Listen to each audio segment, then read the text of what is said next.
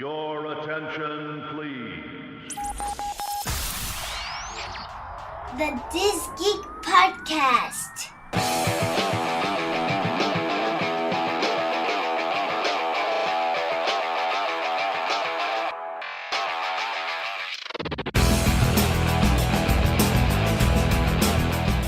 What's up, y'all?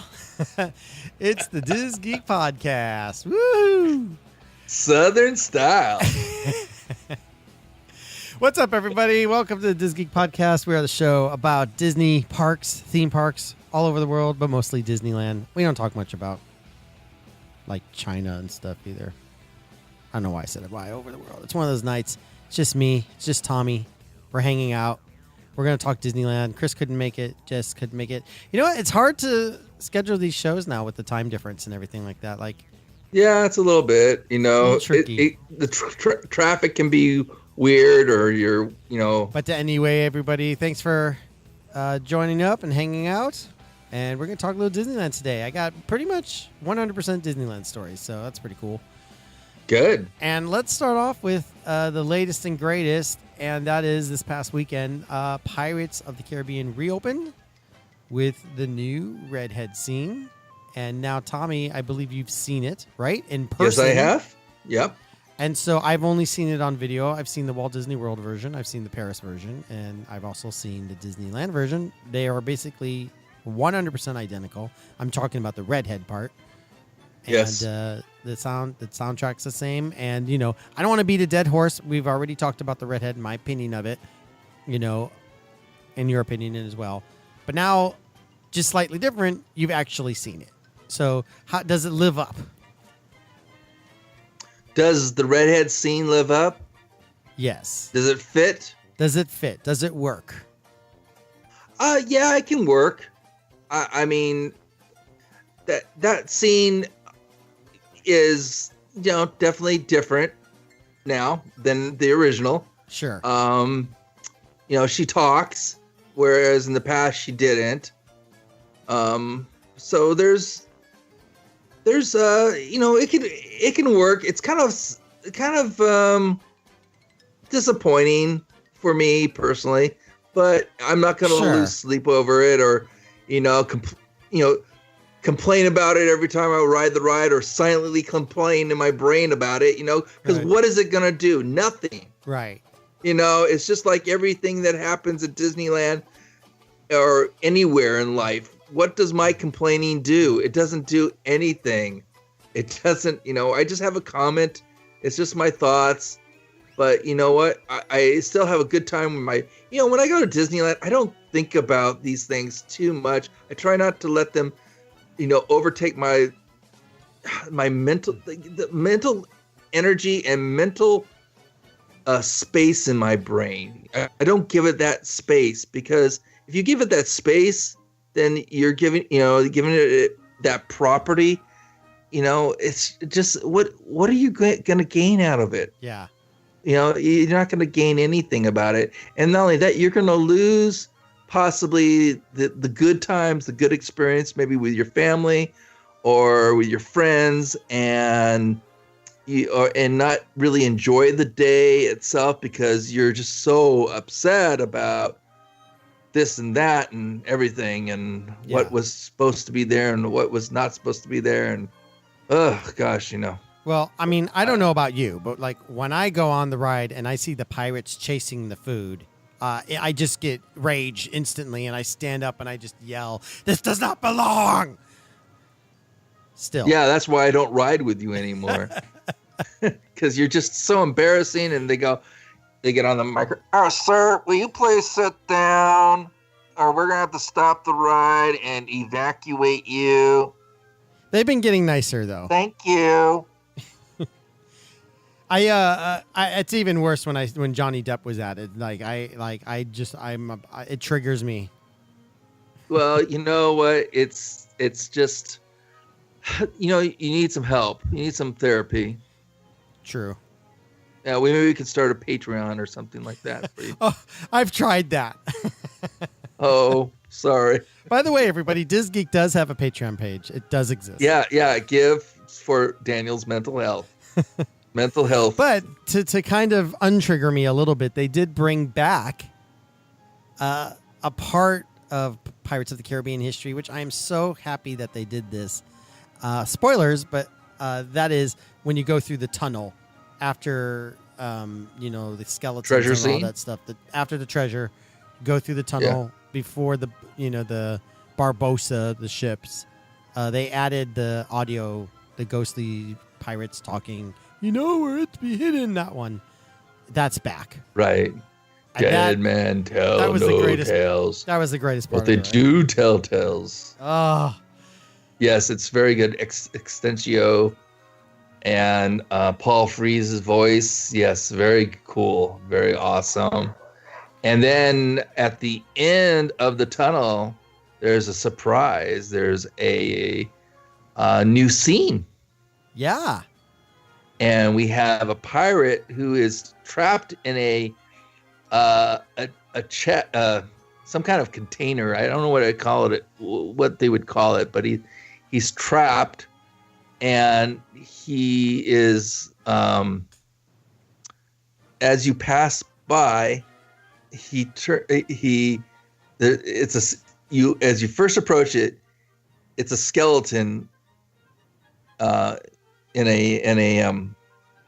in this trap container of sorts. I don't even know what to say. What it's in, what he's in. I don't know. Anyway, I have to ask Kim Irvine next time I see her. Yeah. And then as you go by, he changes from a skeleton into a live pirate inside, and it's a pretty cool effect. But what's neat about it is underneath, he's kind of stuck in a treasure chest of some sort. So he's kind of being tempted by all the treasure that's stuck below him. Anyway, so also in the scene, there is an animatronic octopus with treasure in its tentacles, and it's pretty cool to see. That's super cool. Then you go off into the battle room scene from there. But it's very quick, and you're probably going to be there for like 3 to 5 seconds to see the whole scene. Because of the way how fast the water moves you. But it's very cool. So if you add that scene and you take away, and then you have the Redhead scene, and you can take that as a minus. Nothing's changed. So right. So it's a draw, right? I just So what feel happened? really bad for the bloggers out there, because what are they going to write about now? Well, you know what? The ride does look really good. I just have to tell you, it looks. Every scene looks really nice. The lighting looks really good. In fact, they fixed lighting in the waterfalls and different places, and so I think it looks the best it's ever looked in a very long time. All the animatronics were working. Missing animatronics were back, which was cool. That's great. Because the quintet was like a quartet for a while. Right. And, there's, I understand they've done some, obviously they've done construction inside the ride. So it's pretty cool. Pretty cool. But overall, I think, it's a good experience. It's still my favorite pirate ride that I've been on. That's all I have to say. That's great. So, we're friends, right? Yeah. You can send Hey, pictures buddy. to the Disney Dream Girls, but we're still friends. What did you say? you dropped out there. But being friends, Hey, buddy. you can now. Hey, you could, Don't now. Wait. You have to. Yeah, I bought you. You're that Thanos arm sipper. yes. So I am your friend, buddy. Yes. But you could take me Yes. to Disneyland because you're an annual pass holder, and you could Yes. bring a friend. You could bring a friend for 40% off. 40%. So 40% of what? $109, $99, or $120, whatever the day is, right? Exactly. What 40% off what?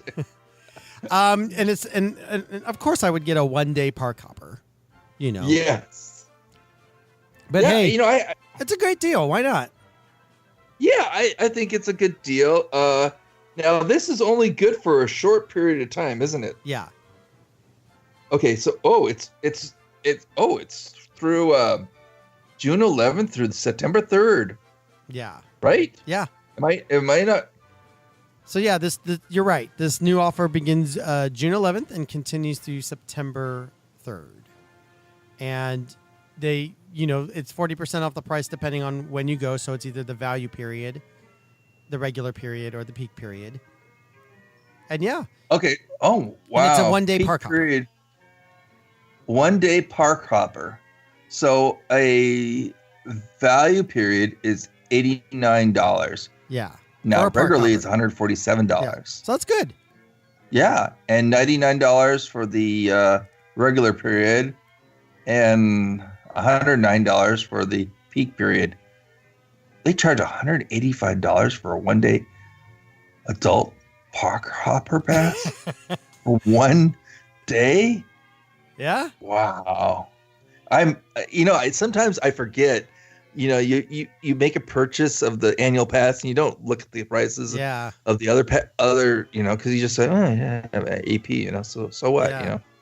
But now you look at, oh my gosh, Yeah. Welcome to my world. it is, wow, this is yeah, gee, Crazy.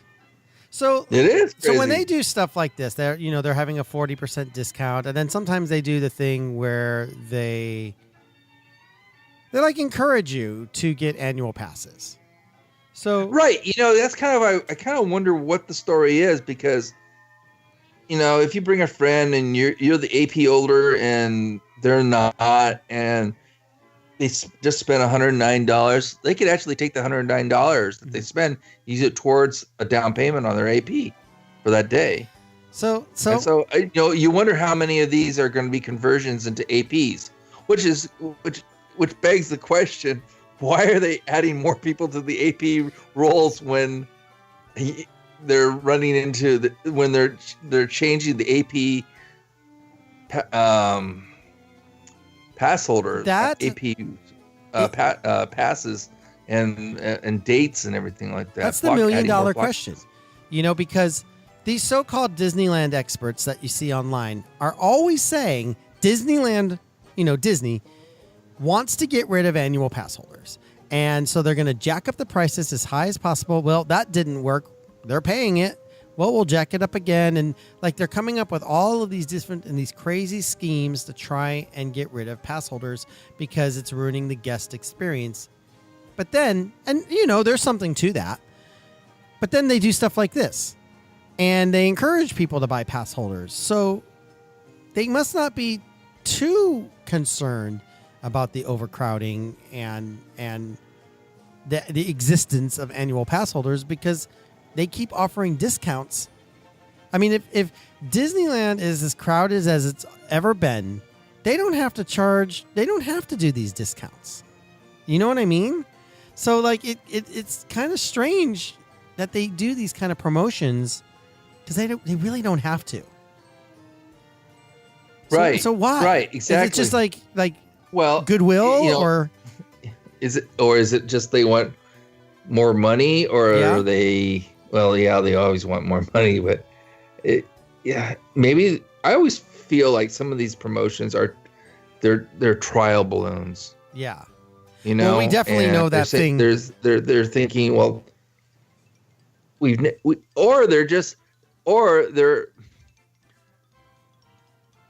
think about this.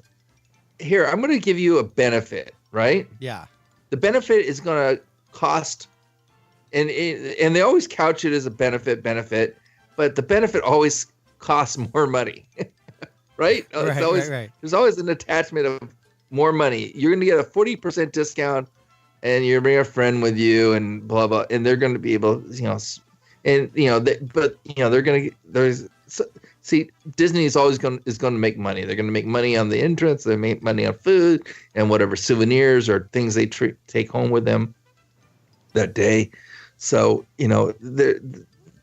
that's the benefit in Disney's mind. They're saying, hey, we get this wonderful benefit, 40% off if you bring somebody along with you, and blah, blah, blah, blah, blah, blah, blah. And so I think they are trying to put these things out there because so many people are complaining or, do make comments of how much Disney cost to go to the parks. Sure. And so I think it's kind of like, here, we'll give them this benefit. And so now people are talking up, I can get you off 40% off it. 40% off the ticket. Oh, wow, okay. That's cool. Yeah. I just got to buy the $185 ticket. Oh, wow. Awesome. It's only going to cost me $109. Wow. That's great. Crazy. Yeah, I know. So I can bring like 5 of my kids. That'll only cost me $550. Oh, wow. Yeah. Well, with the annual pass holder program, they are making moves, to kind of deal with these crowds, right? So, which kind of goes into the next story that I have, where Disneyland's putting limits now on park visits.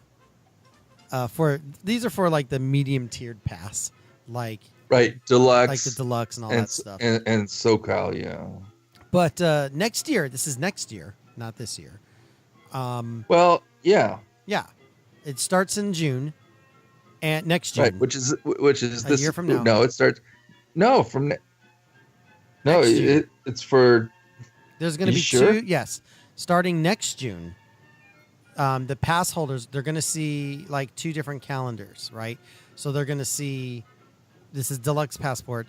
They're going to see a California Adventure calendar, and they're also going to see a Disneyland calendar. Right, and exactly. There are going to be days, they got basically, what it boils down to is Deluxe Passport holders got like extra blockout days. Right. Their blockout days were increased. And all that's a little bit different is that you may be blocked out for Disneyland, but you won't be blocked out for DCA, for Disney California Adventure. Right. So that's sort of the difference. And I feel like this is probably a good move because this Star Wars land, which we'll talk a little bit about later, is going to bring the people. Oh yeah, and I honestly, I made comments on the Avengers, and I'll when we talk about that, I'll give abbreviated comments. Okay, but go ahead. Well, I was just going to say that the fact that they just added more blackout days to the Deluxe Passport, I actually thought it was going to be a lot worse. I was expecting like. I think they're going to drip it out. You still think they're going to do that? Ultimately? Oh yeah. I got a very bad feeling about this, as Han Solo likes to say. Yeah.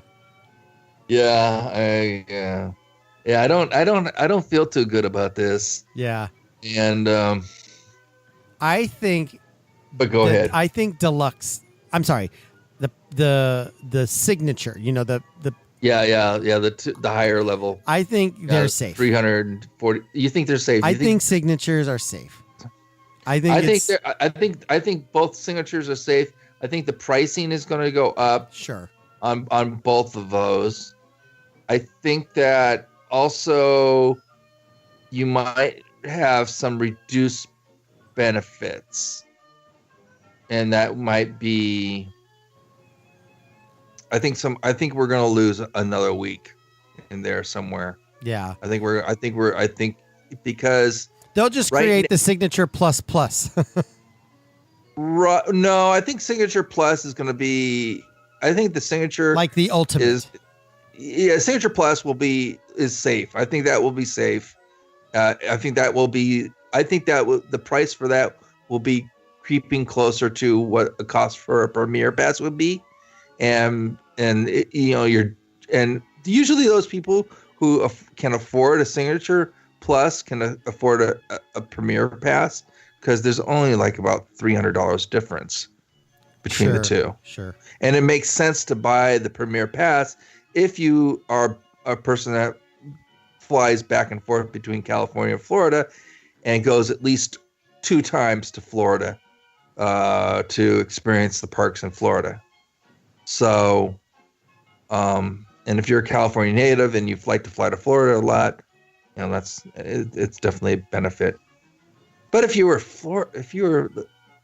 lived in Florida, would it be beneficial to have the California pass? I think it just depends on how often you go, right? You how many times you come to California. So, yeah, have to calculate that out. I know for being a Californian going back to Florida, it's at least 2 times. It has to go 2 times in 1 year, make it really beneficial. Anyway, go ahead. Well, no, I was just, I think. I don't think we would lose our 15% discount on food or 20% discount on merchandise. I think that they're going to take away another week. I think that possibly we would have some Disneyland days blacked out on some weekends and have some DCA only days. Possibility, like during the summer, maybe. I don't know. I get. That's the feeling I get, because I feel like Star Wars Galaxy's Edge is definitely, yeah. It's such a game changer. It is a big game changer, and it's just going to be interesting.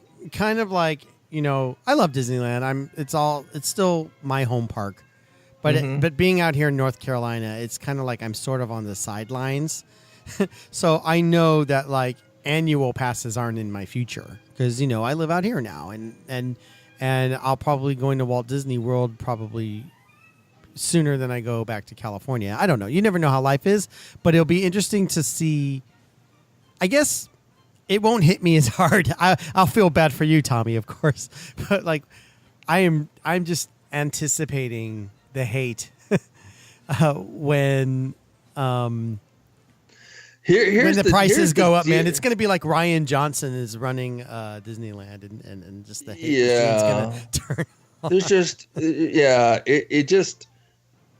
it just seems like, for me, I mean, my wife and I, we've had this discussion, and it's there is a possibility that we may not renew our passes. Yeah.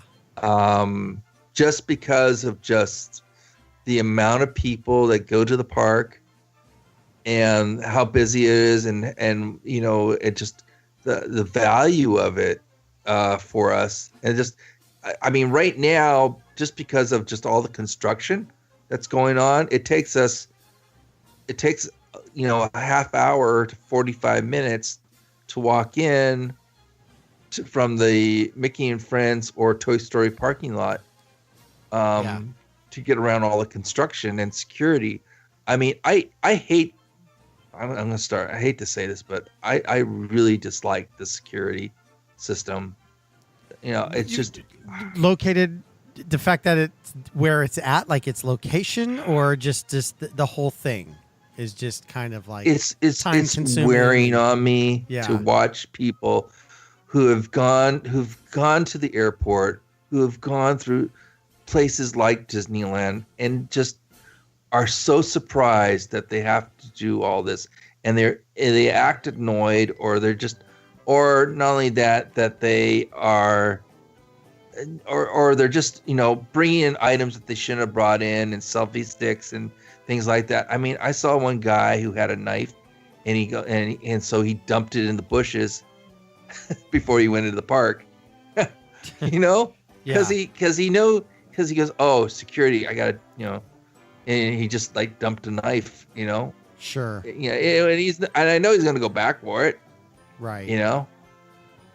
But just things like that. I mean, there was a time when we didn't have to worry about all this stuff, and I just feel like, oh gosh, can I go back in time and not worry about knives and guns and and terrorism and crap like that? And it just kind of anytime I go through type of security at any kind of event, it just reminds me of And like why life is so difficult. It's like you go in a movie theater, watch where you are, notice where the exits are. No, it's like, oh, geez, yeah.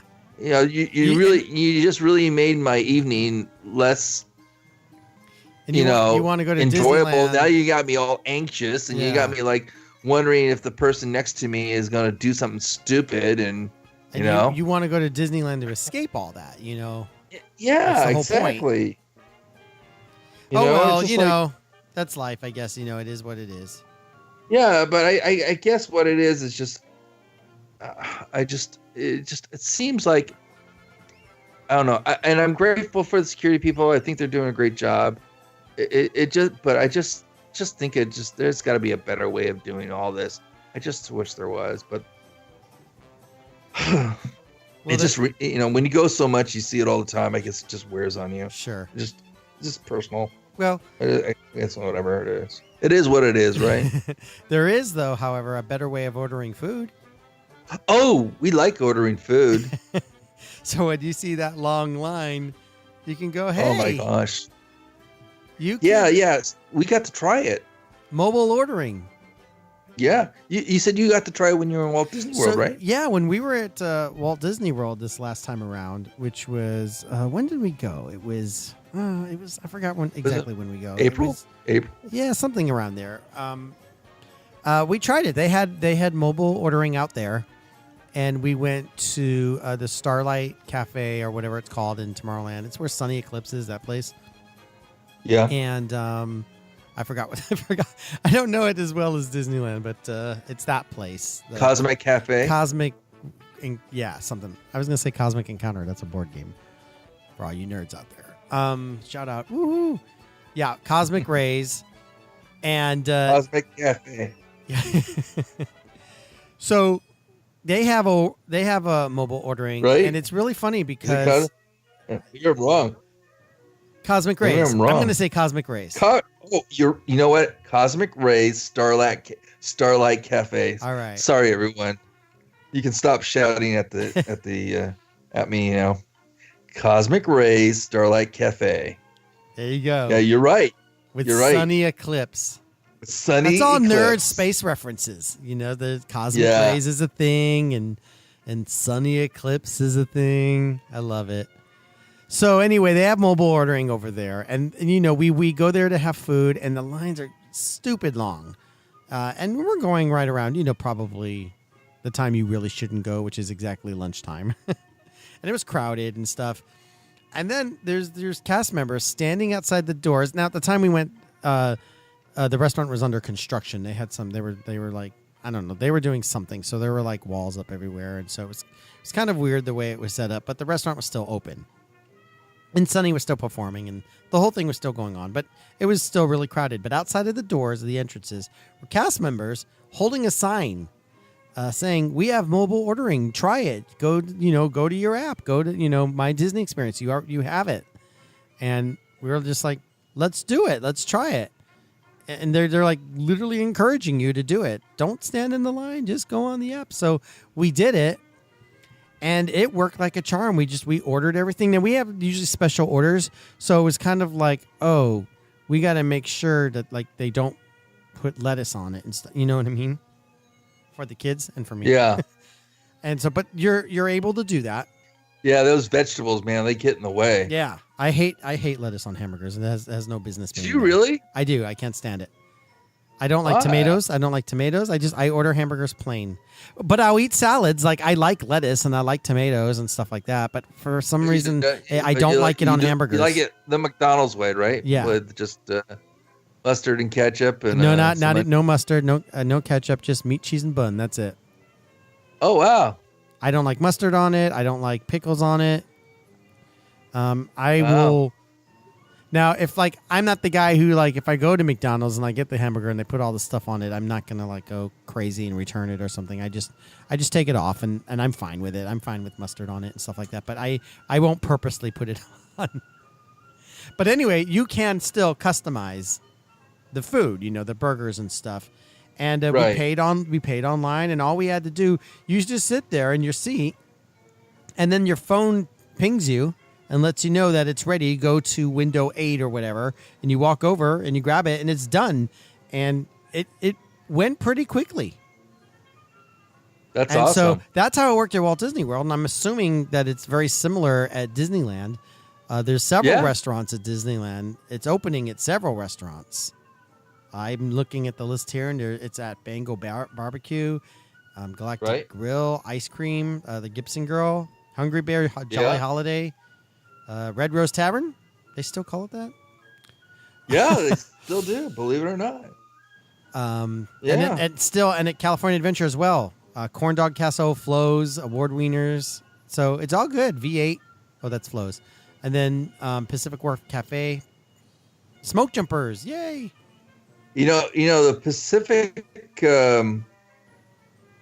Wharf Cafe, that's a busy place. Yeah. Yeah, it is. So, yeah, I definitely agree with that one.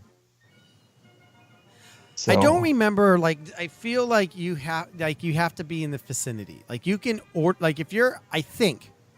So don't hold me to this. Hold on, I'm loading it up right now. Actually, let's see.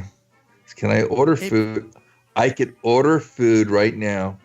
But then when you get there, you have to tell them, "Hey, I'm here." Your name. You have to name. Yeah, you have to tell them your name. Okay. Exactly. So right now, I can order Bengal barbecue.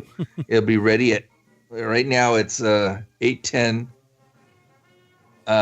p.m. And so from now to 8:50 p.m. I can order food. That's amazing. Yeah. And let's see what else can I say.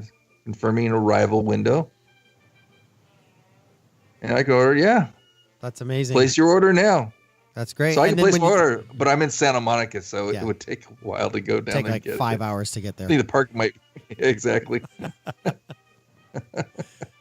They have on. So we'll have a link on the show notes. It's pretty cool. But they have like an infographic and a video tutorial on how it works. So if you are technically challenged, you can look that up. So that, at the Disney Parks blog, they got all the info for you. So we'll link to that.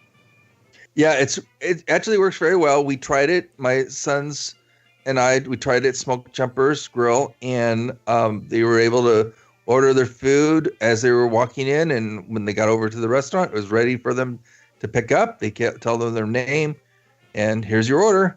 And I ordered I came in a little later.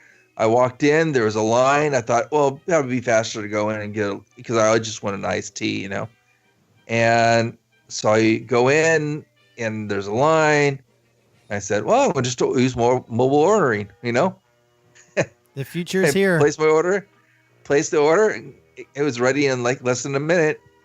And there were still people in line that hadn't even moved an inch since I walked in. Oh, you know what? So, you just reminded me of something. It has nothing to do with mobile ordering. And it goes back to our pirate story and how you went and you saw it. Sorry, everybody, but so there's something I wanted to ask Tommy, and I forgot, and I just remembered while we were talking about apps and stuff like that. They were going to, when Pirates reopened, they added FastPass to Pirates. And I'm curious if it was open, if FastPasses, the Max Pass and all that was online. It hasn't been activated. So it hasn't been activated. But they do have, it hasn't been activated, but they do have the kiosks at the ride entrance. And they did add some changes to the ride entrance. And I'll send you a picture, friend. Because I'm curious how... Because at the front of the entrance, now they have like entrance time. They have a clock. They actually have a clock at the top. And they also have the a time of how many minutes if you had walked in at that point, ride time. So if you're going to stand in line, it was a 35-minute ride time. Sorry, my ADD is going all over the place. It's late for me, but I just thought of that, and I just anyway. Sorry. No worries. But anyway, back to mobile ordering. It's awesome. But I like it a lot. I think it's really cool. I think you would like it as well. Well, I definitely liked it when we used it at Walt Disney World. At the time when we did it at Walt Disney World, there was very few places that did it. It wasn't like all over the place yet. I think there was like maybe one or two restaurants at Animal Kingdom that used it, and then there was Cosmic Rays, and there may have been a couple of other ones. And I think it's also expanded by now. But at the time when we went, it was relatively new, so that was definitely fun to do. So I'm glad it's they're doing it. They expanded it, and it's at Disneyland now, and definitely take advantage of it. This is stuff like this, like the mobile ordering, is like the type of things that can make from having just a good trip to an awesome trip. Is knowing absolutely. the hacks and knowing like. Take advantage of mobile ordering because it will save you time. Oh, yeah. Definitely, I agree.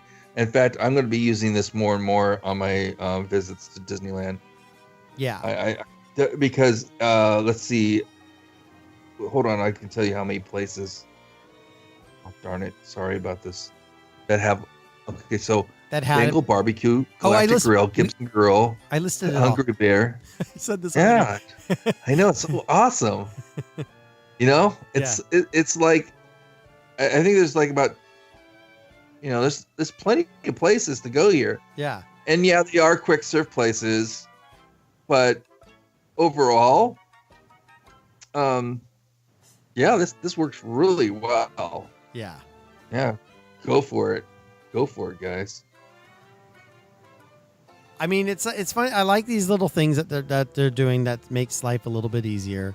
For all we especially when you're kids, because I'm hungry and I don't want to wait, and you don't want to wait in line.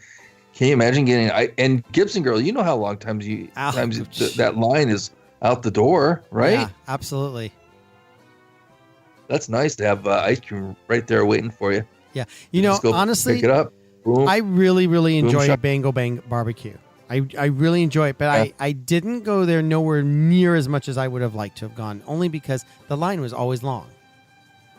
And I'm like, I'm not going to wait for that. I'm just not going to do it. And I'll wait till later. And we always ate at Big Thunder Barbecue and Rancho del Zocolo, and we had our favorites, and so we always went to our favorites. But for a cool yummy snack, I always liked getting Bengal Barbecue, and I didn't get it that often.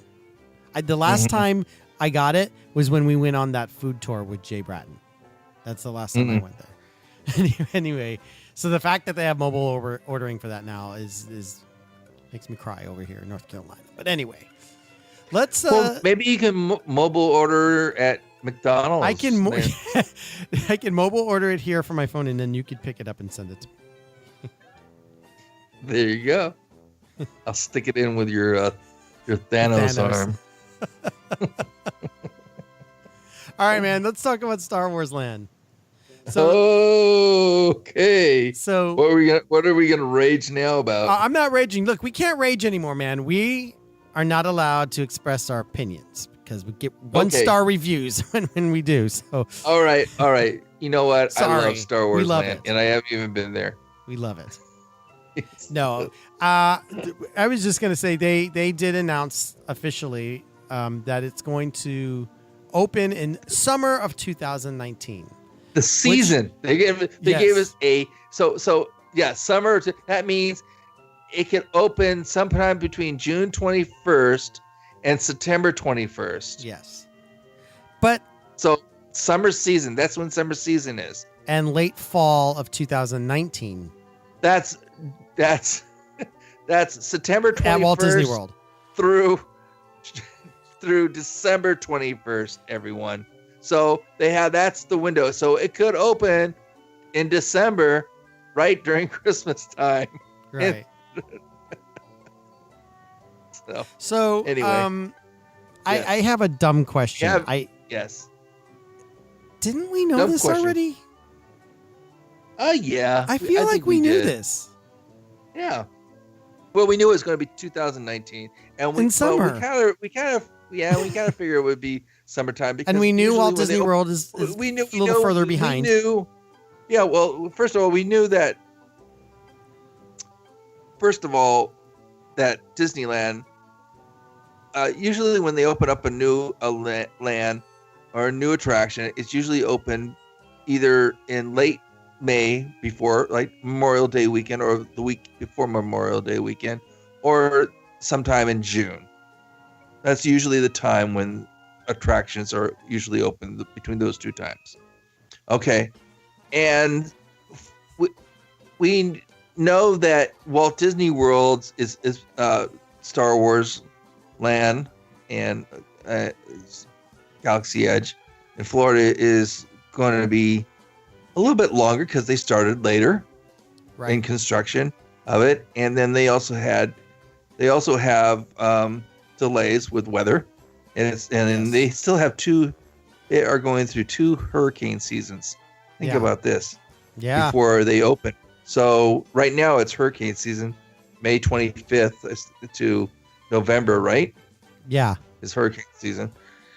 So they have this hurricane season and they have next year's hurricane season to go through before they can open up that park.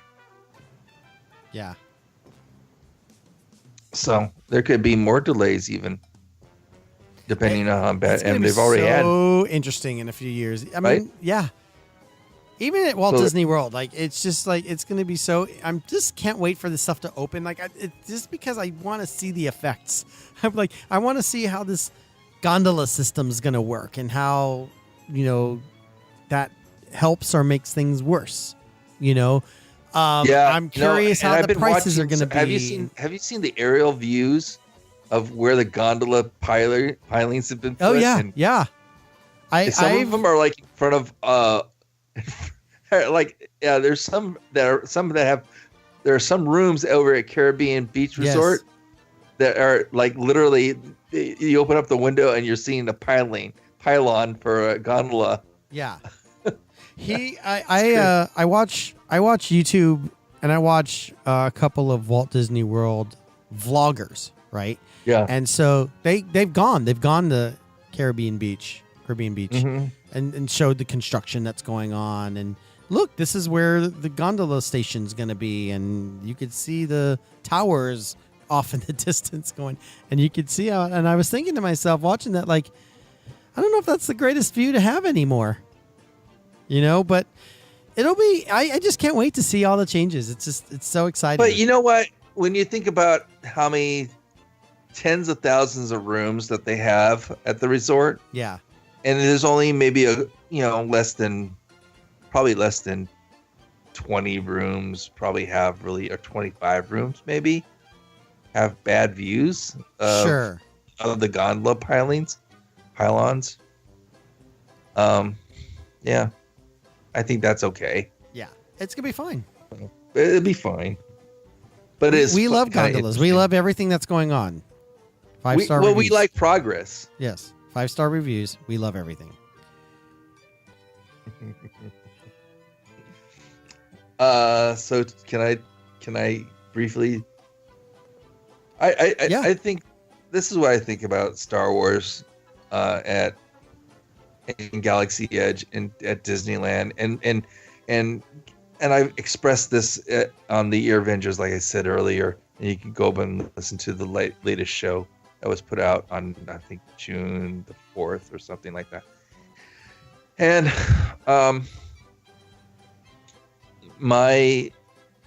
I've talked it over with my wife, and I just feel like this is going to be totally amazing, incredible, mind-blowing, and out of control at the same time. I just, and Star Wars was birthed in California. George Lucas was born and raised in California. He, went to school at USC. He's building his museum across the street from USC, his alma mater, which is awesome. Do you know that George Lucas has his own wing at USC? I do. For cinematic arts. So it's so awesome to have all these neat USC, fight on because we're USC parents, proud parents here. Yes. And Star Wars fans, and just so awesome to have all this stuff right at our fingertips, literally, and to experience all of this. It's just, it's just amazing. What's not amazing is just just the knowledge that not everyone's going to be able to experience it because there are limitations, and I know, trust me, when Disney is Disney, it's not going to be Disney's fault, because you can't not blame Disney for the popularity of Star Wars or Galaxy Edge or anything that they do. All right? Right. Can we agree with that? I'm not blaming nobody. Right. It's We can't blame them for the popularity of it. And there's going to be there's always going to be limitations, and we know that this experience at Galaxy Edge is going to be completely different than any other experience that we have experienced in any Disney parks, because we know that there is going to be certain types of interactions that you're going to have with cast members, and that you are going to have a reputation. There's going to be, remember back in a few years ago, Frontierland and the Frontierland experience thing that they were doing. Remember, what was it called? I forgot, but I know exactly what you're talking about. But you know what I mean? And you had a reputation. You can go and you can get like little wooden coins and things like that. I forget the name. Yeah, that game. Oh, yeah. It was like it was called a live action role playing game, right? It's almost like Westworld. They call them LARPs, right? Yeah, it's almost like Westworld. Okay. That yeah. That's a Westworld. So there was thing, except they're not robots. Yeah, I think it was called Frontierland Alive or something like that. Anyway, this is going to be like that, but on a scale 1,000 times more. Sure. And so, because there's so many people that want to be a part of that, and they want to be part of the immersive experience, there's going to be limitations, because you cannot have. It's only a 14-acre area, and they can only have so many people in that area. Right. They're going to have lines. They're going to have a queue to enter. Right. Exactly. So I think that they will probably have to have in place some sort of system because of the apps. I think the app that we have, the Disneyland app, will probably have a thing where when you come to Disneyland, when you walk in through the gates, you'll probably have the opportunity to decide whether or not you will be able to go into Galaxy Edge. I think that they'll be regulating how many people will be able to go into Galaxy Edge. You'll have a certain time when you can arrive, and you'll have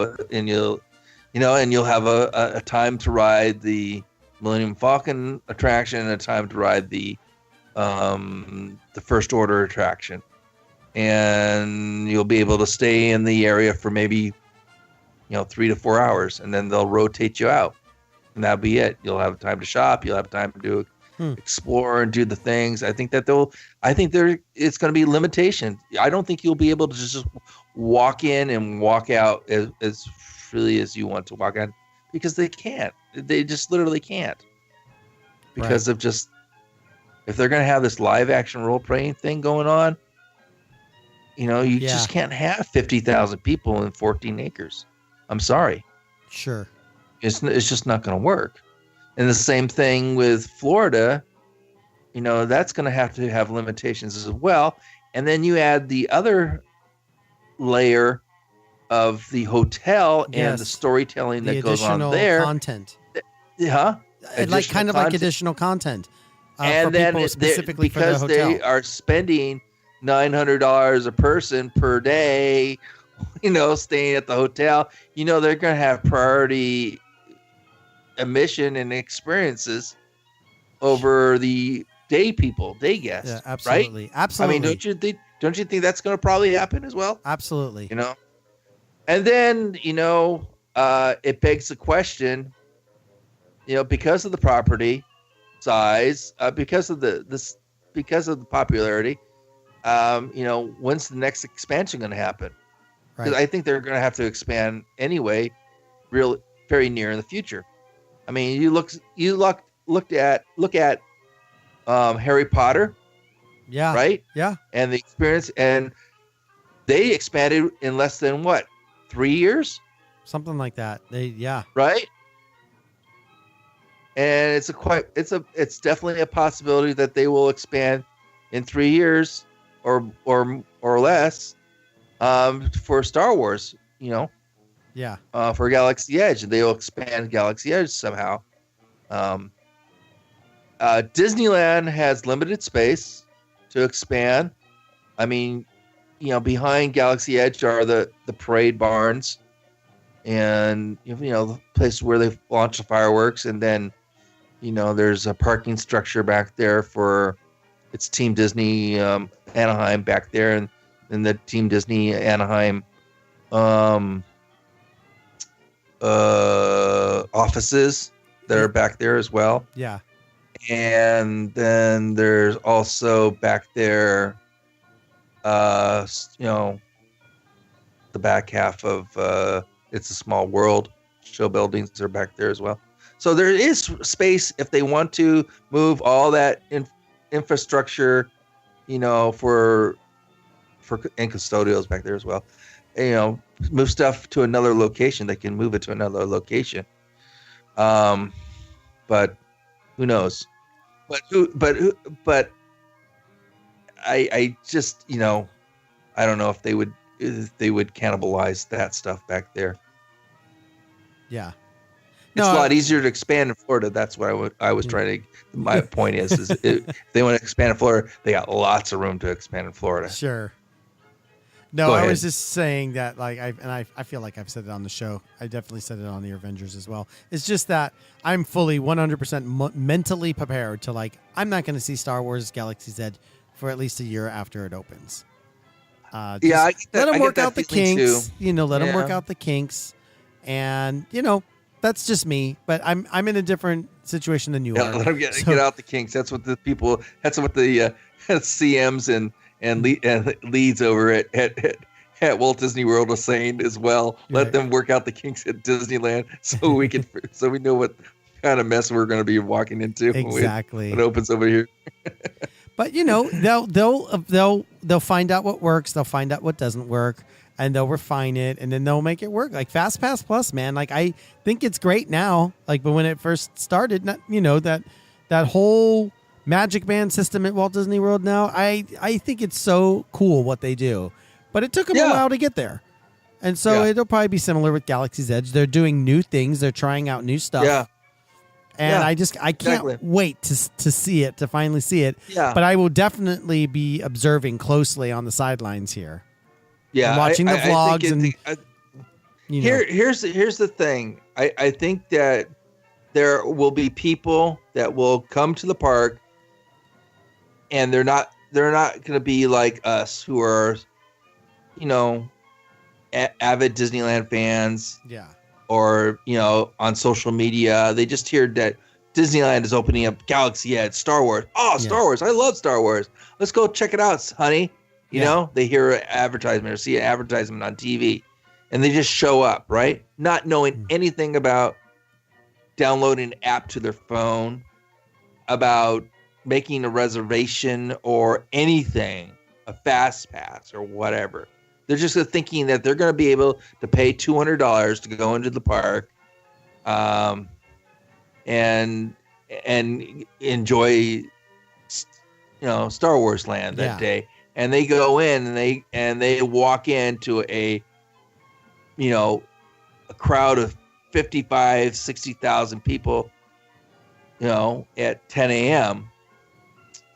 And they're going, what did we walk into? What's going on? Where do I stand? Is this the line for, what? And they have a really bad experience, and it's because they didn't make plans for it. And I get that. And here's the other thing, we know that Galaxy Edge and the popularity of it's going to affect, just the movement around the park, Sure. and, just the crowds and people wanting to be close to that area. Yeah. And, we know that all those areas are going to be just, I think, Big Thunder is going to have crowds over there. I think there could be a crowd of people that backs up all the way into Frontierland entrance, into the hub. Right. Can you imagine the hub? And it could possibly happen that way. And so it's, that's crazy. And now, when you think about it, compared to Walt Disney World, Disneyland, we have. Where would you go? Would you go? Well, I'll go to DCA. You go to DCA Crossway, which is no problem, or you go to downtown Disney. Whereas if you are wanting to go visit, if you plan to go to, if you're going to Galaxy's Edge in Walt Disney World and it doesn't work out that day, you have many more options than Disneyland. You have Magic Kingdom, you have Epcot, you have Animal Kingdom, and you have 2 water parks, and you have Disney Springs. Flight of none Passage. of those will be affected, and none of those would be affected by the crowds at Disney Hollywood Studios. Yeah. Am I correct? Yeah. Flight of Passage will all of a sudden have short waits. Yeah, well, sure. Yeah, exactly. Yeah, and to this day, Flight of Passage is a year old. It's still a 2.5, 3 hour wait. Yeah. So, and we kind of make fun about it and go, what is Pandora and what is all this stuff? And still it's extremely popular. It's extremely popular. And so, I was talking to my wife. I said, what's the better value? And the better value as an annual pass holder is to be an annual pass holder in Walt Disney World because of just, you can go to Magic Kingdom and I wouldn't be affected by the crowds at, Disney Hollywood Studios or Epcot. I think it's a better value. And then another thing is, I think Disney made a mistake by not making Star Wars Galaxy Edge a third gate in Anaheim. In Anaheim, yeah, maybe, yeah. I think there's enough there in the IP to really do a Star Wars, a full-on park. Star Wars park. Yeah, I definitely believe there's enough there. So there's enough worlds, enough planets that they go to. So, it's sad to say that they choked, but it'll show. It'll show when people can't go and experience it. I mean, here's the thing, Daniel. It's June. Today is what, June 15th, 14th. Be 15th tomorrow. It's going to be the 15th in 30 minutes for me. The park's going to open. Galaxy is supposed to open June 15th, 2019. That's 365 days. I just saw the first pylons, the wire pylons, go up for the new parking structure that they're building next to Mickey and Friends. Yeah. Last weekend. Yeah. And they're working on Saturdays now. Yeah. They have to get this. They have, and when you build, a parking structure, you just can't pour concrete and then, build more and then pour more concrete. The concrete has to sit. It has to, cure. Yeah. It has to dry a certain way. It has to cure a certain way. And, you can't rush these things. And I think they're going to be. I mean, they're going breakneck speed, and then you have. They're closed down ESPN Zone last 2 Sundays ago or 2 Saturdays ago or something like that. And they're going to close down the AMC Theater soon, and Earl Sandwich and Starbucks and Rainforest Cafe. And so that's going to be a big old mess for the new hotel that they're going to build. And when is that going to be done? Is that going to be done in time for Galaxy Edge? We'll have to find out. Yeah, and that's including, DVC units as well. Over near the that will also, I think there'll be the DVC units are going to be pretty close to the old hotel as well. The new, Disneyland hotel as well. I believe, if I'm not mistaken. Anyway, but it's all fascinating. It's going to be really, really, really interesting when it all drops. Yeah, well, I've already figured out how they can even monetize it even more. I have a way they figured out how I have an idea of how they can lower the crowds. Just say that the Millennium Falcon ride was directed by Ryan Johnson and written by Kathleen Kennedy. There you go. I think that's really good. Hey, how's this for proudly? Yeah, exactly. How's this for monetizing? Have a Club THX 1138. Nice. What do you think about that? Wouldn't that be awesome? An exclusive club where you can have someone at Disney's thinking that. Somebody's thinking that. You know that. That would be the ultimate place to just go hang out and charge them $50,000 a year. Oh. You meet George Lucas and tell him how bad. You have to wear cosplay. The 1, 2, and 3 were. Yes, that's part of the cost. That's his new job. He's the bartender. He's the bartender, exactly. George, let me tell you something about The Last Jedi. I didn't direct that one. I don't care. I paid my money. You get to hear it. But I'll send I know this is going to be a great experience. I know that it's going to be a lot of fun. I know that we're going to have lots of surprises, and we're going to be blown away. And there's going to be lots of people that want to come see it, and I think people are going to be amazed. But I'm building into myself patience, because I know I probably won't see it for a while unless something magical happens. I will absolutely spoil myself and watch it on YouTube and watch it. I will do that too. I will not lose sleep or get anxious over. Yes. Will I ever get in there, or will I be able to get there on the first day? Will I get an AP preview? Right. Will somebody invite me? Yes. I'm not gonna do that. I'm just gonna be happy, and I'm not gonna be worried about it, and I'm gonna be looking at my stock portfolio and say thank you, Disney, and that sort of thing. Very cool. Oh, and one last thing, I'll close this down, but they did reveal the name of the village that you're going to be in at Star Wars Galaxy's Edge. The planet is called Batu, and then the area that you're in, the village, is going to be called Black Spire Outpost. And isn't that a nod to the Han Solo movie? I believe it was kind of a casual mention. Yes. Of Black Spire Outpost or Batu, I forgot. I did see the movie, but I don't remember every little detail about it. All I know is that I enjoyed it, and boom. I'm happy with it. Like I said, it's gonna be pretty amazing. I expect, like I said, this is gonna be the most immersive, amazing experience, and I have some friends that are working on it. And I'm gonna say friends. I'm gonna just say acquaintances. I'll say it like that. I'll say acquaintances. Yes. And I'm just their excitement for it. They haven't told me anything.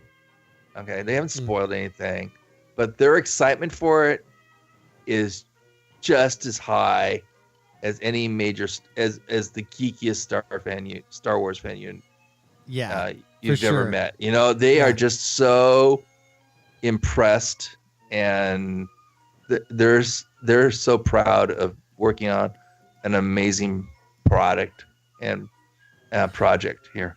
Yes. So well, I mean, it's and WDI is pulling out all stops on all the creative people that they have. And there's more projects. Trust me. I mean, you saw the announcement today, right? For Tokyo Disneyland, right? No, I didn't. I did not see it. Oh, wow. So Tokyo Disneyland's going to be having a Tangled area, a cool. Peter Pan area, and a Frozen area added to it, like and a land. new hotel. Yeah. Oh, that's cool. So cool. I mean, Disney is. I mean, there's just lots of new construction going on. There's new projects, and there's a lot of exciting stuff. And the level, if the artwork is even half of what it is, and we know that the artwork is embellished a little bit, but it's still Disney doesn't cheap out, right. When it comes to these areas, because this is their IPs. These are things that are near and dear to their hearts and near and dear to their fans, and so they want people to have the best experience whatsoever. I think that we're gonna see some good stuff. I still think that Florida is gonna have some more expansion coming. That's gonna be it's gonna blow us away. I think there's gonna be some things coming to Florida. Oh yeah, absolutely. In the near future. It's all good, man, because all good. Yeah. And then Universal will respond, and then that will be awesome. I mean, this whole thing, exactly. It's going to change the theme park industry, all for the better. It's just going to be a lot more money and a lot more crowds. That's yeah. But I do want to end it. I want to thank everybody for listening. Show notes for this episode is at disgeek.com/145, and we'll have the links and the videos and all the stuff from the show that we talked about. You can like us on Facebook. We're also on Twitter and Instagram. I use Instagram more than anything. You can follow me there at DisGeek Podcast. Tommy, where could everyone find you? Oh, you can find me on my computer at home. No, just kidding. You can find me in my bed in about 5 minutes. Exactly. No, you can find me at the DisGeek Podcast at Tommy Pix, TOMMYPIX. On Twitter, and then you can also find me at my other show, which is the Cruise Dudes Podcast, thecruisedudes.com. Just search all social media for the Cruise Dudes. You can find all of our stuff. You can check out our app, CWIN, and it's available at the Apple App Store and Google Play Store. And we have some free issues there. We have some special things, so go check out our stuff that we have there and download the free stuff. We have a deal magazine. We have a travel Bill's travel guide. It's really interesting. So if you think about you want to travel to Alaska, check out the travel guide book that we have up there. It's really cool. Lots of information about Alaska. And even if you don't want to go on a cruise, if you're not going up to Alaska this year or next year, if you want to plan a cruise to Alaska anytime, check it out. You'll be amazed of all the different things you can do on an Alaskan cruise or just a trip to Alaska. It's just a beautiful, beautiful state, and highly recommend checking that stuff out. So, yeah, that's where you can find me. Dreaming about cruising, dreaming about Alaska, dreaming about Disneyland, and talking to my friends, especially Daniel. I enjoyed talking to you tonight. Yeah. It was fun. Very cool. We had a good time. Also, I'm also on YouTube over at Raising Hail. Tommy came up with that name. Yeah. Southern style. We're at Raising Hail on Main Street, and I started a new type of videos that I'm going to start doing, and I stole it from another YouTuber. Actually, I didn't steal it. It's inspiration. I